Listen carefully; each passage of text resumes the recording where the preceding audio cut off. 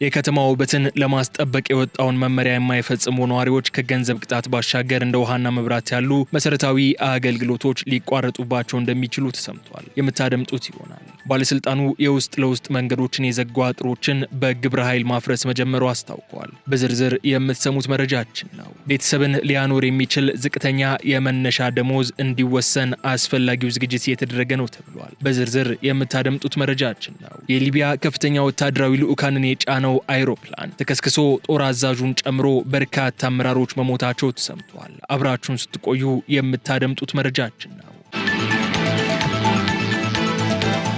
ጤና ይስጥልኝ የተወደዳችሁ ተከታታዮቻችን፣ ምጣኔ ሀብታዊ እድገት ለማህበራዊ ዋስትናችን በማለት ተግቶ ከሚሰራው ገበያ ሚዲያ የታህሳስ 15 ቀን 2018 ዓመተ ምህረት የዕለቱን የምዕራፍ 1 የዜና ዘገባችንን ይዘንላችሁ ቀርበናል። የዜና ዘገባችንን ስፖንሰር ያደረገልን አጋራችን ደግሞ የሮሃ ፎሬክስ ቢሮ ነው። በዜና ዘገባችን ላይ የሮሃ ፎሬክስ ቢሮ የዕለቱን የምንዛሬ ተመን የምናሳውቃችሁ ይሆናል። በዜናዎቻችን ላይ የተመረጡ ምጣኔ ሀብታዊ፣ ማህበራዊና ሌሎች ወቅታዊና አዳዲስ ጉዳዮችን ተናል እንድትከታተሉን እንጋብዛችኋለን። አሁን ወደ ዝርዝር መረጃዎች እንለፍ። የገና በዓል የሽያጭ ኤክስፖ እየደረሰ ነው። በ2 በመቶ ቅድመ ክፍያ በ20 በመቶ ቅናሽ መኖር በጊፍት መንደር በሚል መሪ ቃል ጊፍት ሪል ስቴት የገና በዓል የሽያጭ ኤክስፖ ከታህሳስ 15 እስከ 28 ቀን 2018 ዓ.ም በለጋሃር መንደሩ በድምቀት ያካሂዳል። የገና በዓልን ምክንያት በማድረግ በፍጥነት እየተገነቡ በሚገኙ በለጋሃር፣ በተክለ ሃይማኖት፣ በ22 ማዞሪያ፣ በአትላስ፣ በሲኤምሲ እና በፈረስ ቤት ቅንጡ አፓርትመንቶችንና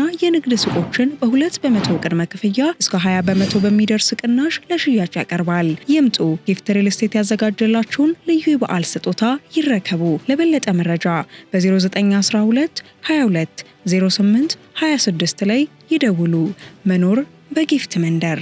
ለግል ዘርፍ ሰራተኞች ዝቅተኛ የደሞዝ ወለል ሊወሰን ነው። የኢትዮጵያ ሰራተኞች ማህበራት ኮንፌዴሬሽን ኢሰማኮ በሀገሪቱ የሚገኙ የግል ድርጅት ሰራተኞች የኑሮ ጫናን መቋቋም እንዲችሉ ቤተሰብን ሊያኖር የሚችል ዝቅተኛ የመነሻ ደሞዝ እንዲወሰን አስፈላጊው ዝግጅት እየተደረገ መሆኑ አስታውቋል። የኢሰማኮ ምክትል ፕሬዚዳንት አቶ ድሪብሳ ለገሰ ዝቅተኛ የደሞዝ ወለሉን የሚወስንና በየጊዜው የሚያጠና ራሱን የቻለ ቦርድ ለማቋቋም ከባለድርሻ አካላት ጋር የጋራ ስምምነት ላይ መደረሱን ገልጸዋል። ቦርዱን ለማቋቋም የሚያስፈልገው ደንብ ላይ ኮንፌዴሬሽኑ አስፈላጊውን ግብአት ሰጥቶ የጨረሰ ሲሆን በአጭር ጊዜ ውስጥ ወደ ተግባር ለመግባት ጥረት እየተደረገ መሆኑም ተናግረዋል። የዚህ ወለል መወሰን ዋነኛ ዓላማ ሰራተኛው አሁን ያለው ከፍተኛ የኑሮ ውድነት ተቋቁሞ መሰረታዊ ፍላጎቶቹን እንዲያሟላ ማስቻል ነው የተባለም ሲሆን ዝቅተኛ የመነሻ ደሞዝ መወሰኑ በሰራተኛውና በሀገሪቱ ኢኮኖሚ ላይ የተለያዩ ጥቅሞችን እንደሚያስገኝ ተገልጿል። ከጥቅሞቹ መካከልም በሰራተኞች መካከል ያለው ምክንያታዊ ያልሆነ የደሞዝ ልዩነት ማስቀረት፣ ሰራተኛው ተገቢውን ክፍያ ሲያገኝ በስራው ላይ የመቆየት ፍላጎቱ እንዲጨምር ማድረግና ከደሞዝ ማነስ ጋር ተያይዞ የሚነሱ የኢንዱስትሪ ሰላም መቃወስ ችግሮችን ይፈታል ተብሎለታል።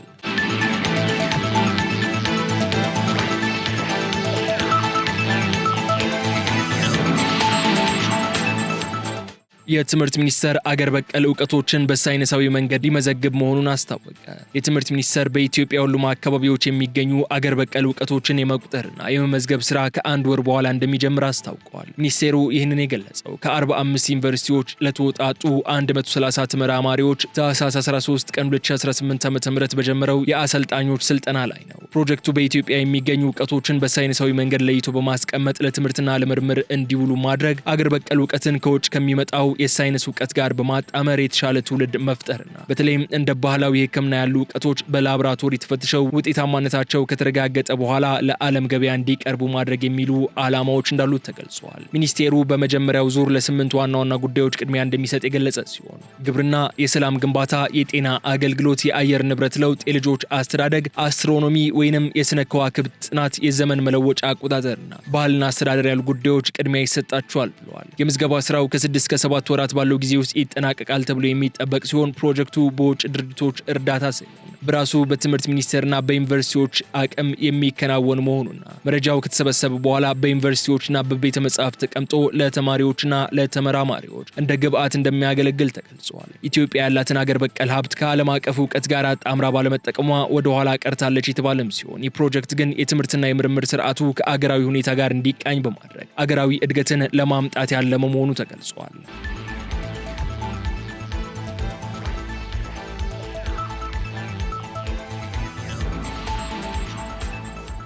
የኮንስትራክሽን ፕሮጀክቶች መጓተት መንስኤው የአመራር ክፍተት መሆኑ ተገለጸ።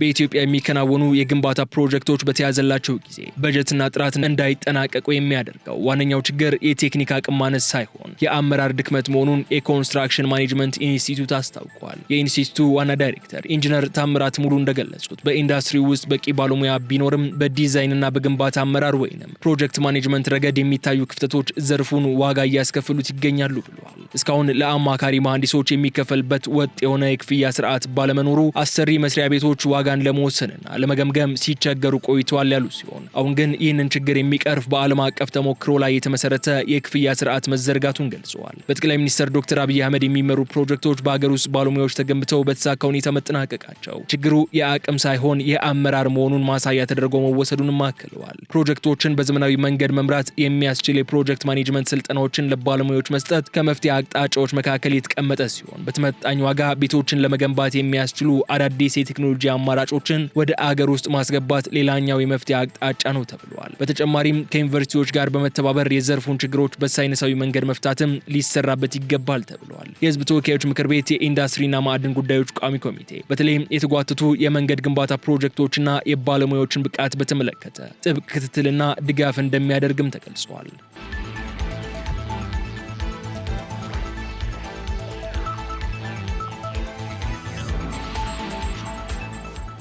የትራንስፖርትና ሎጂስቲክስ ሚኒስቴር ከትራንስፖርት አሰሪዎች ፌዴሬሽን የቀረበበትን የተገለናል ቅሬታ አስተባበለ።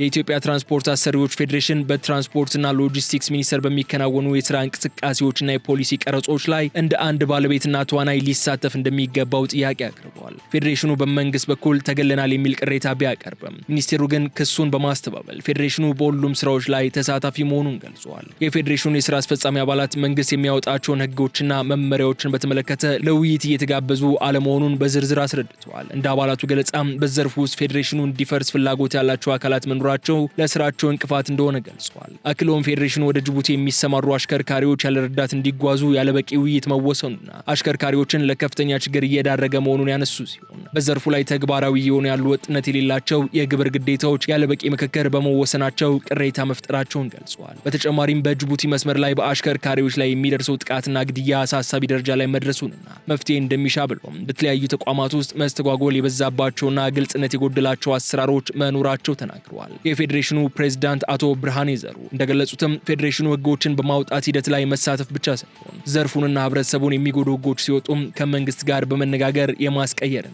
የማሻሻል ኃላፊነትም አለበት ብለዋል። ሆኖም ፌዴሬሽኑ መብቱን በሚዲያ በመጠየቁ ምክንያት ከሚኒስቴሩ ጋር አለመግባባት መፈጠሩንና ይህም በዕለት ተዕለት ተግባራት ላይ ተሳትፎ እንዳይኖራቸው ማድረጉንም ጠቅሰዋል። የትራንስፖርትና ሎጂስቲክስ ሚኒስቴር ዴኤታ አቶ በርኦ ሐሰን ለቀረቡት ቅሬታዎች በሰጡት ምላሽ ሚኒስቴሩ ፌዴሬሽኑ ያገለለበት አሰራር የለም ያሉ ሲሆን አክለውም አንዳንዶች የለውጥ ተግባራትን በአዎንታ ከመቀበል ይልቅ ጥቅማችን ይጎዳል በሚል የተሳሳተ አመለካከት እያንጸባረቁ ነው ብለዋል። ቅሬታ እያሰሙ ያሉ አካላት የቀድሞው ውጤታማ ያልነበረ አደረጃጀት እንዲቀጥል የሚፈልጉና ከአገልግሎት ኪራይ የሚሰበስቡ በዘርፉ ላይ ምንም ሚና የሌላቸው ናቸው የሚሉት ሚኒስትር ዴኤታው ማንኛውም መመሪያ ወይንም ስታንዳርድ ያለ ባለድርሻ አካላት ተሳትፎ ወደ ስራ ገብቶ እንደማያውቅና ፌዴሬሽኑ በየትኛውም ስራ ላይ ተሳታፊ መሆኑን ገልጸዋል።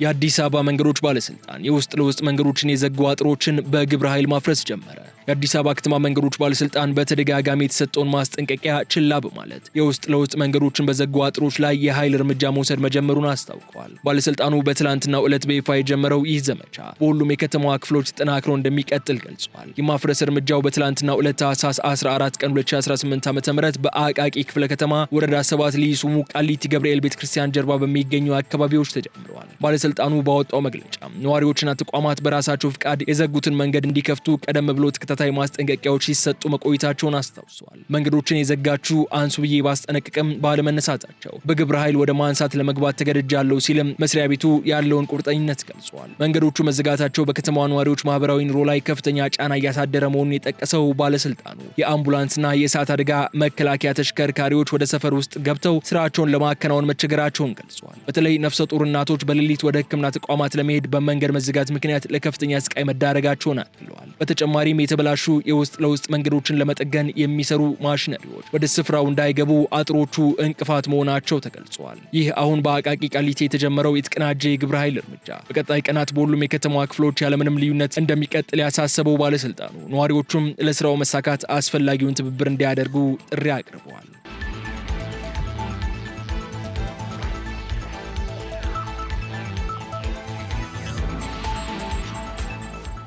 አስተዳደሩ የከተማ ውበትን ለማስጠበቅ በሚል ያወጣው መመሪያ በዜጎች ላይ ከፍተኛ የኢኮኖሚ ጫና እያሳደረ መሆኑ ተገለጸ። የአዲስ አበባ ከተማ አስተዳደር የከተማ ውበትን ለማስጠበቅ በሚል ባወጣው መመሪያ መሰረት ነዋሪዎች ቤቶቻቸውን እንዲያድሱ፣ አጥሮቻቸውን እንዲቀቡና መብራቶችን እንዲሰቅሉ የተገደዱ ናቸው የተባለ ሲሆን ይህ ዘመቻ በዝቅተኛ የኑሮ ደረጃ ላይ በሚገኙ ነዋሪዎች ላይ ከፍተኛ የኢኮኖሚ ጫና እያሳደረ መሆኑ ተገልጿል። በአስተዳደሩ የወጣው መመሪያ እያንዳንዱ የቤት አጥር ወጥ የሆነ ግራጫ ቀለም እንዲቀባ፣ በምሽት የቤት ገጽታዎች እንዲበሩ እንዲሁም አንዳንዱ መኖሪያ ቤት የቆሻሻ መጣያ እንዲኖረው ያዛል። ይህ መመሪያ ከመገናኛና ፒያሳ ካሉ ዋና ዋና መንገዶች አልፎ አሁን ላይ ወደ መንደሮችና የውስጥ ሰፈሮች ዘልቆ ገብቷል። የወረዳና የክፍለ ከተማ ባለስልጣናትም በየቤቱ እየተዘዋወሩ ባስቀመጡት የጊዜ ገደብ መመሪያውን የማይፈጽሙ ነዋሪዎች የገንዘብ ቅጣት እንደሚጠብቃቸውና እንደ ውሃና መብራት ያሉ መሰረታዊ አገልግሎቶች ሊቋረጡባቸው እንደሚችሉ በማስጠንቀቅ ላይ ናቸው ሲልም አዲስ ፎርቹን ዘግቧል። ነዋሪዎች ከዚህ ዘመቻ ጋር በተያያዘ የደረሰባቸው ትዕዛዝ ከአቅማቸው በላይ እንደሆነባቸው የሚናገሩ ሲሆን አንዳንድ ነዋሪዎች አጥራቸው ለማፍረስ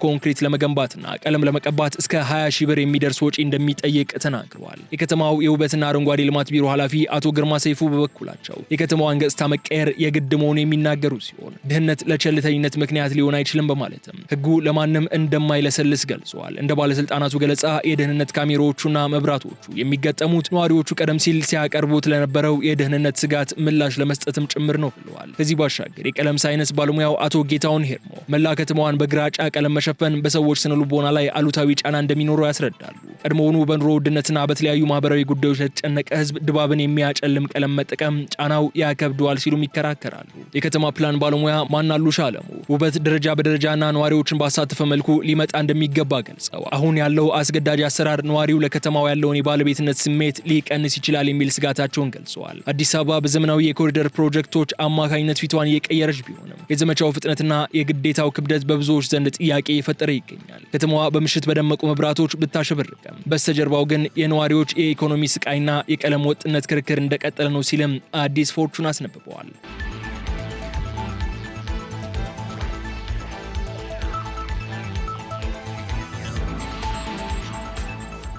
የተከበራችሁ የገበያ ሚዲያ ተከታታዮቻችን የሀገር ውስጥ ጉዳዮቻችን እዚህ ጋር ገታ በማድረግ ወደ አፍሪካና ዓለም አቀፍ ጉዳዮቻችን ለፍ። በቅድሚያም አፍሪካ የሊቢያ ከፍተኛ ወታደራዊ ልዑካን የጫነው አይሮፕላን ተከስክሶ ጦር አዛዡን ጨምሮ በርካታ አመራሮች ሞቱ።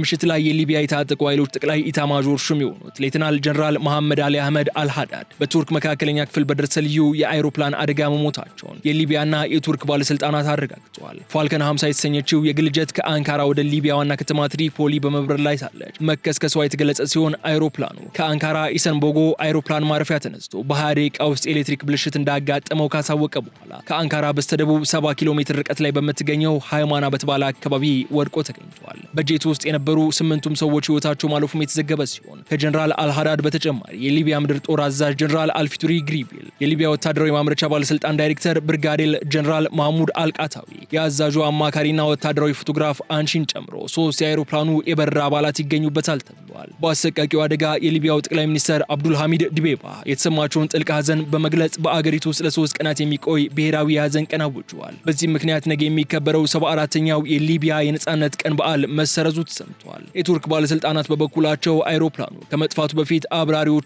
የኤሌክትሪክ ችግር እንዳጋጠማቸውና አስቸኳይ ማረፊያ እንዲፈቀድላቸው ጠይቀው እንደነበር የገለጹ ሲሆን እስካሁን ባለው መረጃ አደጋው በቴክኒክ ብልሽት እንጂ በሴራ ስለመሆኑ የሚያሳይ ማስረጃ ለመገኘቱ ተገልጿል። ጀነራል አልሃዳድ ወደ አንካራ ተጉዘው የነበረው ከቱርክ የመከላከያ ሚኒስቴር ጋር በሁለቱ ሀገራት ወታደራዊ ትብብር ዙሪያ ለመወያየት ነበር።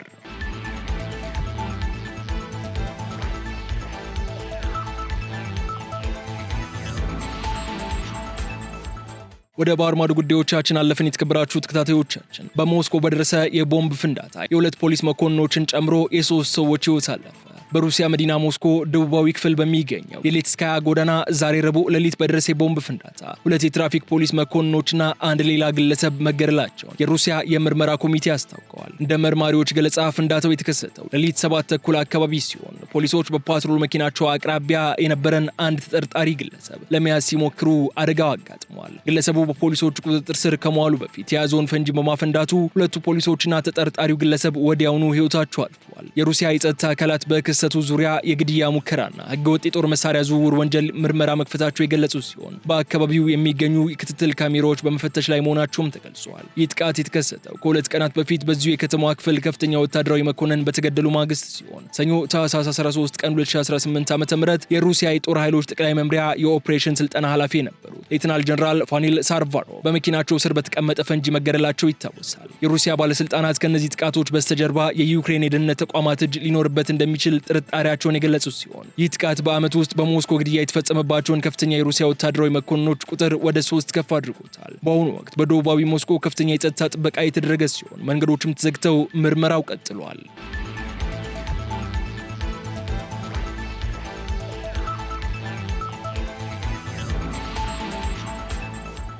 የተወደዳችሁ ተከታታዮቻችን የዕለቱን የምዕራፍ 1 የዜና ዘገባችንን የተከታተላችሁትን ይመስላል። አሁን ደግሞ የሮሃ ፎሬክስ ቢሮን የዕለቱን የምንዛሬ ተመን እናሳውቃችኋለን። አብራችሁን ሁኑ። በዛሬው ዕለት ሮሃ የፎሬክስ ቢሮ አንዱን የአሜሪካን ዶላር 177 ብር ከ01 ሳንቲም በመግዛት 180 ብር ከ55 ሳንቲም ሽጧል። አንዱን የታላቋን ብሪታንያ ፓውንድ ስተርሊንግ 225 ብር ከ91 ሳንቲም ተገዝቶ 230 ብር ከ42 ሳንቲም ተሽጧል። አንዱን ዩሮ 200 ብር ከ76 ሳንቲም ተገዝቶ 204 ብር ከ77 ሳንቲም ተሽጧል። አንዱን የስዊዝ ፍራንክ 215 ብር ከ55 ሳንቲም ተገዝቶ 219 ብር ከ86 ሳንቲም ተሽጧል። አንዱን የአረብ ኤምሬትስ ድርሃም 46 ብር ከ95 ሳንቲም ተገዝቶ 47 ብር ከ88 ሳንቲም ተሽጧል። አንዱን የሳውዲ አረቢያ ሪያል 45 ብር ከ85 ሳንቲም ተገዝቶ 46 ብር ከ76 ሳንቲም ተሽጧል። አንዱን የቻይና ዩዋን ደግሞ 23 ብር ከ8 ሳንቲም ተገዝቶ 24 ብር ከ27 ሳንቲም መሸጡን ሮሃ የፎሬክስ ቢሮ ይፋ ያደረገውን የዕለቱን የውጭ ምንዛሬ ተመን ያሳያል።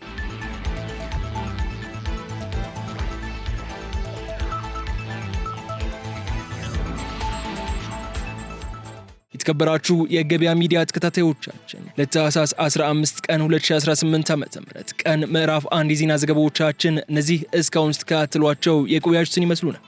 በቀጣይ በሌሎች ጉዳዮች መልሰን እስክንገናኝ ድረስ የዩቲዩብ ገጻችንን ላይክ፣ ሼር እና ሰብስክራይብ እንድታደርጉ በድጋሚ እየጋበዝን እዚህ ጋር እንሰናበታለን። ሰላም። የገና በዓል የሽያጭ ኤክስፖ እየደረሰ ነው። በ2 በመቶ ቅድመ ክፍያ በ20 በመቶ ቅናሽ መኖር በጊፍት መንደር በሚል መሪ ቃል ጊፍት ሪል ስቴት የገና በዓል የሽያጭ ኤክስፖ ከታህሳስ 15 እስከ 28 ቀን 2018 ዓ.ም በለጋሃር መንደሩ በድምቀት ያካሂዳል። የገና በዓልን ምክንያት በማድረግ በፍጥነት እየተገነቡ በሚገኙ በለጋሃር፣ በተክለ ሃይማኖት፣ በ22 ማዞሪያ፣ በአትላስ፣ በሲኤምሲ እና በፈረስ ቤት ቅንጡ አፓርትመንቶችንና የንግድ ሱቆችን በ2 በመቶ ቅድመ ክፍያ እስከ 20 በመቶ በሚደርስ ቅናሽ ለሽያጭ ያቀርባል። ይምጡ። ጊፍት ሪል ስቴት ያዘጋጀላችሁን ልዩ የበዓል ስጦታ ይረከቡ። ለበለጠ መረጃ በ0912 22 08 26 ላይ ይደውሉ።